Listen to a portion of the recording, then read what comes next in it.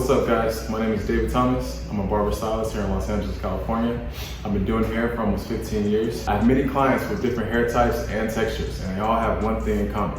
They know how to take care of their hair outside of the shop. And if they don't, this one's for you. With so many products on the shelf, you may be wondering, how do I choose the right product? How do I know if this one is the right one for me? This one looks cool. Should I just use my wife's or my girlfriend's? Please, don't do that. As men, we like to keep it simple, I know. But in order to do that, there's a few things that we must know about our hair to choose the correct product. If you don't know anything about hair porosity, hair type, hair density, you may want to stick around. And by the end of this video, you know exactly how to start your hair care journey. First up, what's your hair type? Also referred to as your hair curl pattern. The best way to find this out is to check out Andre Walker's hair typing chart. But for men, we're gonna keep this as simple as possible. We're not trying to complicate it. We're gonna stick to the number system. If your hair is over 6 inches, you may wanna dig a little deeper into the chart. I'll leave a link in the description box. First up, we have straight hair. Straight hair tends to get very oily. The goal for straight hair is to be able to find proper moisture and volume without your hair getting too oily. Here's a quick hair tip. Do not over shampoo. Over shampooing actually causes your scalp to reduce what you don't want, more oil. Also, try not to use heavy butters or creams. Next up, we have wavy. Wavy is usually straight at the root and then starts to wave at the end. This style is pretty versatile. It can be style wavy or it can be blow dry straight for straight comb overs and straight looks. Caring for wavy hair is very similar to straight hair. We want to try to keep as much moisture into your wavy hair as possible. Styling wavy hair, light gels probably work the best. But depending on what style you want, you're free to use whatever you like. Next up, we have curly hair. Curly hair is usually more defined, more of like a coil, so it kind of has a little spring to it. For curly hair, I personally like to leave the curls natural as possible. Fighting with curls to straighten them usually puts a lot of stress on the hair. Here's a quick care tip. Use moisturizing shampoos and conditioners. Butters and creams usually work the best for this hair type. Styling curly hair can be difficult sometimes. So for the best results, apply products when the hair is wet. Last but not least, we have the kinky hair. That's me. This type of hair definitely coils, definitely shrinks, is usually the hardest to work with. I personally like to shampoo less and condition more. You can style this type of hair the easiest while it's wet, using lightweight products like coconut oil, jojoba oil, argan oil. All right, now let's dig a little deeper. Let's talk about your hair porosity.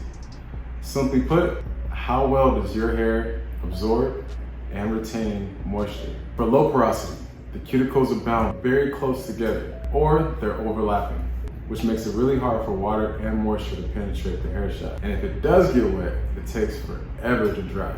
Now we'll skip over to high porosity. The cuticles are widely spread out. It absorbs water instantly, but doesn't hold it. If you try to blow dry this hair, it instantly gets very frizzy and it's hard to manage and hard to control.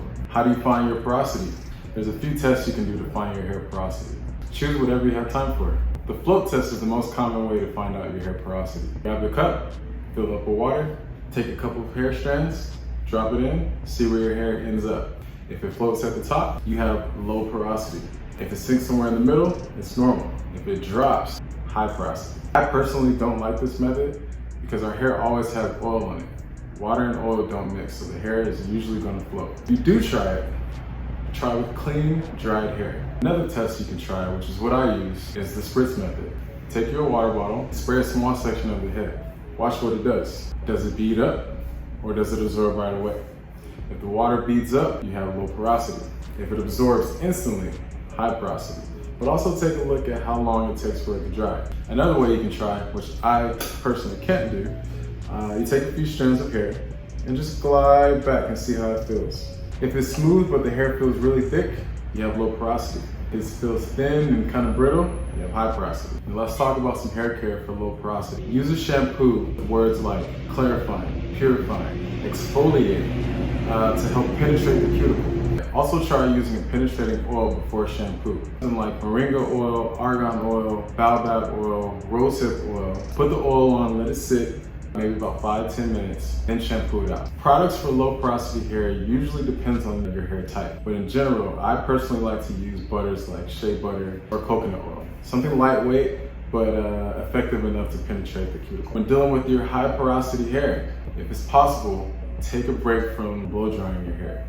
It's already brittle enough.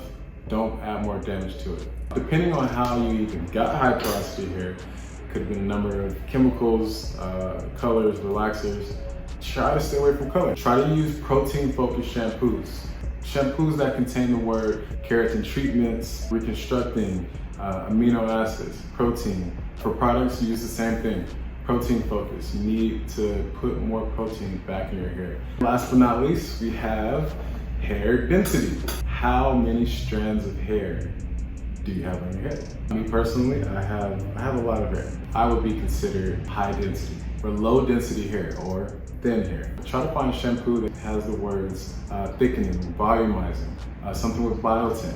For regular and high density, congratulations. You can choose whatever shampoo and conditioner you like. Choosing products for low density hair is a bit tough. Try using lightweight products like sea salt spray, light leave-in conditioner. Definitely stay away from silicone. Do not use shampoo or conditioner with silicone. Say with me now, silicone. If you look on the back of your shampoo and conditioner, it has the word silicone from it, run as fast as you can. Bye. For high density, someone like me, you need heavy products. Use creams and butters to try to help hold your hair strands together. And that concludes this video.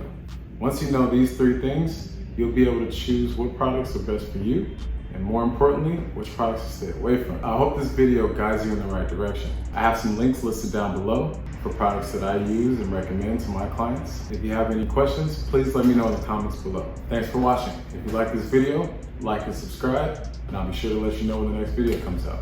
Peace.